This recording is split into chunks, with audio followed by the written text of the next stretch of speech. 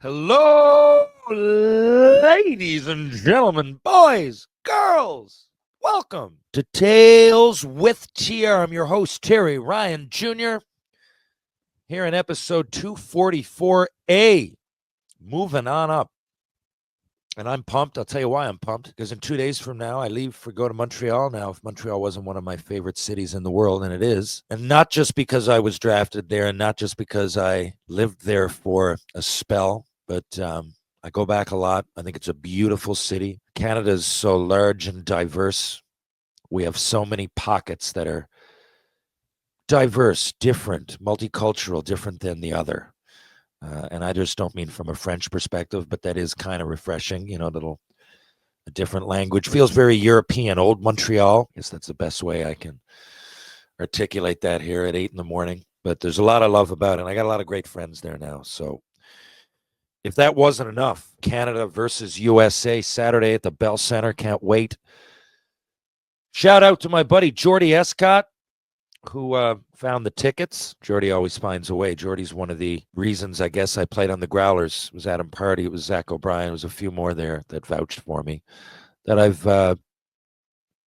friends with. Jordy and I won a Herder Newfoundland championship in 2013. He was 20, just came back from junior. Absolutely fantastic hockey player. Could have played a lot of pro, but continued, helped to take over his father's business. That's why I often talk about Crown Cabinets on here. Great guy, great business. The Escotts are awesome people. And Jordy came through again. I was trying to use my Montreal connection, and I did. I hooked some way up top. Jordy got him like right down by the glass. I don't know how he does it. I guess a good businessman has a lot of good contacts. You know what I mean? Anyway, thank you to Jordan Escott. I'm really pumped.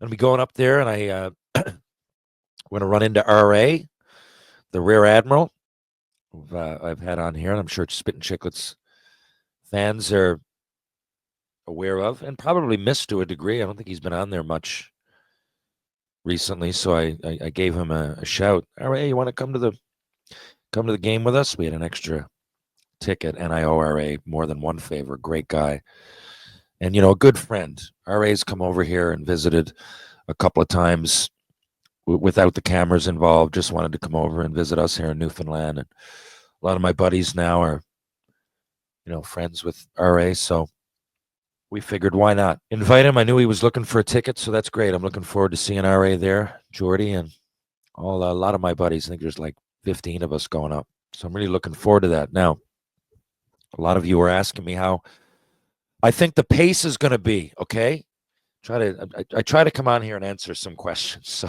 I got so many, and I never get to the second one usually. But anyway, okay. David wants to know. David's from St. Thomas. I was just there last week. Not that I know David. He sent me a message on Twitter. So, David, how do I think the pace is going to be? He's got a two-parter. And then he says, do you think Connor Bedard will be there next year? Now, those are two completely different things. First of all, I'll tell you, when the Four Nations thing bothers me, it just makes it seem rinky-dink. I know that Russia can't. Well, at some point, though, we're going to have to let Russia back in, right? I mean, it's not the players' fault, whatever side of the political spectrum you're on. I do understand it. I wouldn't want to get involved. If I was the NHL, I can't say I wouldn't want to. I can understand, behind closed doors, if there's any underlying political meaning. It's who am I to say, right? I mean, I'd love to see Ovechkin and company, and it's great for Canada-U.S. or Canada-Russia ongoing rivalry that peaked in 72 and then again in 87, as far as I'm concerned, when it comes to hockey. But, I understand it. Let's just say Russia out, right? People are acting like it was the only option for a fifth country. Couldn't you have Slovaks? Couldn't you have Czech Republic? Like, these guys can pull off an upset. I know they probably wouldn't be favored number one, but again, Canada's junior team just lost to Latvia. Right? It made things interesting. I know that that's a 1 in a million shot. Or what? How many times have they played them? Maybe 1 in 100 shot. Not good, but anything can happen. I'm not saying Latvia should be in, but I mean, come on. The Czechs, the Slovaks could make and then there's guys like Draisaitl from Germany. I don't know. There's probably a few from fucking, I don't know, Albania, Papua New Guinea. I don't know where, but like that don't have a real country to play for. But, you know, it would be part of maybe a world team. The last time they had the World Cup, which seems like 20 years ago now, I think it was 10. You know, McDavid and them were young. They had a young stars team. I didn't really like that. It's hard to play. If I was out there gunning, trying to win, it would be tough to go and like, yeah, like to run the fucking young team. You know, it would just seem there's something. I don't want to use the word immoral, but it doesn't seem like great etiquette if you're, you know, you could be captain of your team and I don't know the NHL squad, whatever club that is, the Islanders, Leafs, whatever, and then you're playing against somebody that's on your team and you're going to go out and run a 20-year-old who's a prospect. And I get it. You're going to run anyway. Like this fucking weekend coming, Marner will probably run Matthews. Well, that won't happen. But you know what I mean? There's going to be people on the same team hitting each other. It just felt weird with the young stars that you're all waiting to see break out. You don't want to see get injured, right? And then they go in the corner with Brady Tkachuk and he breaks their nose. It doesn't, to me, it didn't jive with the vibe of a real competitive tournament to have a young star, all-star team. So I'm not saying that. So let's cancel out that team. But I do think you could have at least the Czechs, the Slovaks, and a world all-star kind of thing with leftover players that aren't with any one major team, with any one country because they're underrepresented. So anyway, that was my first thought and my doubt. And if I'm a player, does it really matter on my legacy? Lemieux's goal in 87, okay, just to go back to what was I, 10 years old, right? It meant a lot to me. They say your heroes are formed. They say, Stephen Brunt says anyway, your heroes are formed in the sporting world anyway, but between like 9 and 12. You know, I was 10 years old. Gretzky, Lemieux, you could make an argument, the two best players ever. And of course, if you like Orr or Howe or McDavid or whatever, I get it. I'm just saying, Crosby, you could make that argument, right? And a lot of people in the 80s probably did make that argument. And you've got Gretzky to Lemieux, right? The two best, at least offensive juggernauts in our time. I think of all time, but whatever. I don't want to get into that debate. I'm just saying. I guess I'm just debating myself, but I mean, it was Gretzky Lemieux. It made it 6-5 late in the game. It was huge. There was, 6 teams in the tournament. It was the Russians at really a time that not a lot of Russians were over. We can't really reproduce that. But I don't believe, and if you're not Canadian, check into the 72 Summit Series. That was a little bit different. 8 games, a lot of political layers to that. Very interesting, though, and a moment of extreme pride as a Canadian. But again, with 4 nations, I just don't see it meaning anything. Like if you were Connor McDavid, is this going to add to your resume to get in the Hall of Fame? Well, you're already in there, but I don't know who. If a guy like, I don't know, a guy like Mitch Marner in 10 years, or I don't know, Sam Reinhart goes and gets 60 goals this year and maybe gets another 4 50-goal seasons. There's going to be people that, like McDavid is Crosby, McKinnon. These guys are going to be in the Hall of Fame. McCarr, unless something crazy happens. I think they've already achieved that. I do think other than McCarr, who you could make an argument for now, but I think he's just so young. But still, his numbers jump off the page. But anyway, what I'm saying is that when the time's said and done, let's just say Mitch Marner, if he has another bunch of great years, who knows, wins a cup, I don't know, his 500-point seasons, one of the Leafs' all-time top scorers, right? I'm saying in 10 years from now, say he retires. And it's like, is this guy going to be in the Hall of Fame, right, on the bubble? Will the 4 Nations Cup, if he wins it, will that matter on his resume? I think it would have on Paul Henderson's, who scored the winner in 72. I think it would have on Lemieux's, even though he was in really anyway, and he's going to be in, half Lemieux's stats, he's in the Hall of Fame. But you know what I'm saying? On the Hall of Fame write-up, whatever it is, the resume, I wouldn't be opposed to including his goal or his Olympics, his international competition, right? And even though Lemieux missed a few of those tournaments, I think he missed 91 after playing in 87. He had some magical moments on the world stage. So is this a world stage? I don't know. You're putting on your jersey. It's international. You have your Canada jersey on. It's an international tournament. But again, there's 4 teams. Yeah, he scored, but half the league wasn't even eligible. What is it? 4 or 5? I mean, Draisaitl's what, leading the league in scoring? He's not going to be there. Like, to me, I don't know. I get it. Quinn Hughes is not going to be there because he's injured. But there's players that, there's a lot of great Czechs and Slovaks where like, they're just not there. And it's not so much that I was hoping for a Czech or Slovak upset, but if the competition just isn't there, what does the goal mean? What if you get a big goal? What if someone else? I'll take Canada out of it. What if Sweden have a great team? Well, they're all should be great. I think Finland are going to be hurting a little bit because they got a lot of D that are out, and I don't think Finland needed everybody to be playing. Right? They didn't have room to have so many injuries, whereas I think Canada, US, and maybe even Sweden do. But still, if Finland won it, it wouldn't be that shocking to me. It's probably a decent bet. You make some money back on it. I mean, it's possible. It's not Latvia. You know what I mean? I don't think Finland would be any. I think Czech or Slovak could have beaten Finland. Anyway, so yeah, I mean, I'm just looking. I just, for shits and giggles, just typed in 23-24 Slovak top 10 NHL players.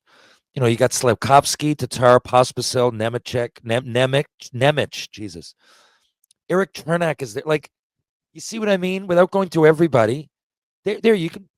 They're obviously this wouldn't be the first line for Team Canada, but they're capable. Put them in the fucking tournament. Again, Kazakhstan and Latvia and Mexico and shit in international competition, and you can't. Japan and Hong Kong. I mean, there's levels. There's international competition. All these teams play. I'm not suggesting you have Hong Kong in there against fucking Connor McDavid and Aston Matthews and those guys, but no doubt you could base a team around the 8 guys I just made. I mean, I could go on. There's lots of Slovaks in the NHL, and the same thing on the Czech side. I mean, listen to this: the Czechs, right? Pasternak, Zacha. Nechkas, is that how you say that? Necas. I always have a problem. Nechkas. Hronik, Hurdle, Palat, Zadina, Kampf. People might go, well, Kampf plays on the Leafs. He's not that good. He doesn't play that much. He's in the fucking NHL. He's a regular. That's it. You just need a fucking team full of hopefully NHL regulars, and then they can upset anybody. They know how to play. It's a system. They're all, I'm not suggesting that fucking David Kampf is anywhere close to Connor McDavid or Nathan McKinnon or Sam Reinhart or Sorelli or any of them. But he's an NHL player, right? Pasternak on the power play. You got Zacha, Nechkas. I mean, these are some of the better players in the NHL. Pasternak, you could make an argument, is one of the best scorers of his generation. And you can't have these teams. It just doesn't make sense to me. Now, whatever the reason, let's just say it couldn't possibly happen. Let's just say Czech, Slovak pulled out. They said, fuck it. I think you could have Switzerland. I do. Have a capable team out there that want to play in international competition. And you might say, well, it's in the middle of the season. There's no room to. Well, don't have it in the middle of the season. Don't. I'd rather see something mean even a World Cup the end of the summer.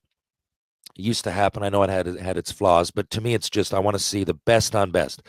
This is close. And now I'm going to be at the Canada-US game. And really, really looking forward to that. And I don't think I will be echoing these sentiments then. I think they're going to play hard, especially now with this underline, like Canada. If I'm on Canada, I know the players have nothing to do with it. And I know most Americans don't. I get it. And I don't want to get too political on here. I've said it before. I'm center. I love my Republican friends. Times I would have voted that way. Here in Canada, we're about to undergo a change, and I support that. I don't go real one way or the other. I have all kinds of friends that are government officials, city representatives on one side or the other, like, all kinds of people in government. But in Canada now, we're getting hit with these tariffs. A lot of people are down on Trump. I have to admit, I just don't like that guy. But hate to fucking talk about it on here. But it's underlying, it's layered, and I feel bad for a lot of people in the United States that might be Republican, but they don't like the things he's doing. Well, here in Canada, he's slapping us with a lot of tariffs out of nowhere. You could argue that if you want. I'm just saying, if I'm a player, it would make me It would give me a little bit of an edge to play against a team that represents the United States. Love the United States. Going there again in a couple weeks. I absolutely love it. I'll be in LA soon, to be honest with you, to play a game against the charity for the LA wildfires. Again, all kinds of Democrats, all kinds of Republicans. We're just getting together to raise some money. I don't want to get on here and ever again get political, because opinions might change, cultures change, and I hate to be hemmed into a comment and locked into a comment. But I think I know that I can say I just don't like that guy, being Donald Trump. Please respect that. It goes beyond politics. So anyway, that would add a little bit of spice to it. The fact that you've got, I mean, just from a Canadian perspective, look at these major future Hall of Famers. Like, I don't know. I'd pay to go watch Crosby practice. He's one of, geez, I loved growing up watching those guys. But for a complete player and to win 3 cups in this era with 32 teams, it's not easy. And the way he conducts himself, his persistence, focus, determination, his leadership qualities, his humility. There's just a lot for me that, I know I'm biased. He's from Atlantic Canada. He's Canadian. But I just love Sidney Crosby and everything he stands for as an athlete. So it's nice enough to just watch him play. I'd love to see Pittsburgh, Montreal. But here, we're going to watch him play next to McKinnon, fucking McDavid, Marchand. Being an Atlantic Canadian, you got Marchand, McKinnon, Crosby, right? All from Nova Scotia, which is not Newfoundland, but it's close. We all support each other. And I mean, people talk about, flaws and who's going to beat who. I just think this is real tight. It's going to be momentum. It could come down to maybe a power play or two. I don't think you could just predict what's going to happen here. I think the teams are so tight. It's going to be real interesting. And fuck, I hate that I got even half political, but that is in the air. Now, I hope we don't boo the anthem and stuff. If people want to fucking boo it, though, I understand why they do. I'm not down on them. I heard people come out and say, a few players say, you're disrespecting the military. I don't think that. I don't think the national anthem was anybody's national anthem. Well, can't speak for every country, but at least I think I know enough about Canadian and American history to know that the anthems weren't made specifically for soldiers. If that's the case, then every single time we stand up, it's for the veterans. And so I don't think that's the case. I think it's a lot of it. And they definitely magnify our sense of national pride. Do we love them? Yes. Do we? I mean, my fucking grandfather, right, was on the HMS Bulldog. I tell that story all the time. A pivotal moment in the war, captured the Enigma machine. Right? My great-grandfather, also in the war, died over there in World War I. A lot of people in Newfoundland Regiment, our new team, look into that. Look into Beaumont Hamel. Look into all the things that, we're very, very still affected by our military ties one way or the other. More proud and positive than anything. I mean, back in the day, there was a lot of tragedies. But we're very connected. And I don't ever mean to disrespect the military. Will I be booing? No. But I don't take people booing now to be anything to do with disrespecting the military. I could be way off on that. If people see it, I don't know. I just never saw it that way. I heard Marchessault come out and say it a few weeks ago or a week ago, I guess. But I would love to just kill him with kindness, just like cheer, go crazy, right? Because most people here love the United States. I know that Donald Trump doesn't speak for everybody in the United States. I'm guessing even people that voted for him, this took them off guard. They weren't voting to fuck Canada on tariffs. I really, really believe that. Now, here I am. I graduated in the United States. It means so much to me. I love the United States. But, so like I said, I won't be there booing. And if it's me, I would like to just cheer louder than ever. Just because that would still be proving a point. Right? It would still be proving a point. In other words, fuck you, asshole. But you know what? You don't speak for everybody. And we love the United States. Right? And we do. We do. We really do. I can't speak for every fucking person in Canada, but generally, we've been really great neighbors. Of course, the U.S. is bigger and more powerful, but we also bring a lot to the table when it comes to things that we trade. And I don't know, oil, steel, aluminum, whatever. There's goods and services, and we're a great neighbor. We support, even though we're not as big, we're involved in just about every military conflict that the United States is involved in during the war times when push came to shove. We fucking show up. Hey, what happened with the California wildfires? What happened there? We had a lot of fucking support come from Canada, right? So one person doesn't speak for everybody. I know that, but it will add a little bit of layer to the onion. And I'm really looking forward to that. Now, as far as Dave, geez, to get back to your question, Connor Bedard. Okay. So will Connor Bedard be on it next year? I don't know. He's going to have to play a whole lot better. But here's the thing. People were really down on Biz when he made some comments criticizing Bedard recently. But I listened to it. Like, Biz knew he was going to hear that. I think it was indirect, correct, constructive criticism.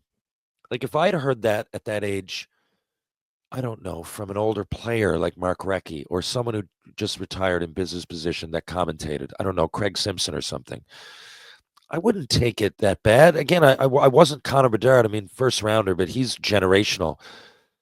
So I get he has more pressure and everything else. I do. And I think, it got him saying a few comments. The Twitter world, most people took Bedard's side. And Biz, you're a plug and everything. But that's not what Biz was saying. I don't even think Biz was saying that he's a bad player or anything, or that he sucks. He wasn't saying that. He was just saying, look, he's a great fucking player, and he's still making some junior mistakes. Maybe and to elaborate on that, he doesn't have the best supporting cast around him, so he could be trying too much, which people do in their 10th year. I get that. And, so I talked about Marner earlier. I think Bedard's a lot like Marner in that they're both small-ish, not huge players. They both shoot right. They both have a high hockey IQ. Where a guy like McDavid burns you with speed, I don't believe Marner turns it on a little bit more than Bedard. But and I think they're both speedy, but they tend to slow the game down and use their hockey IQ, right? So I just find a lot of similarities.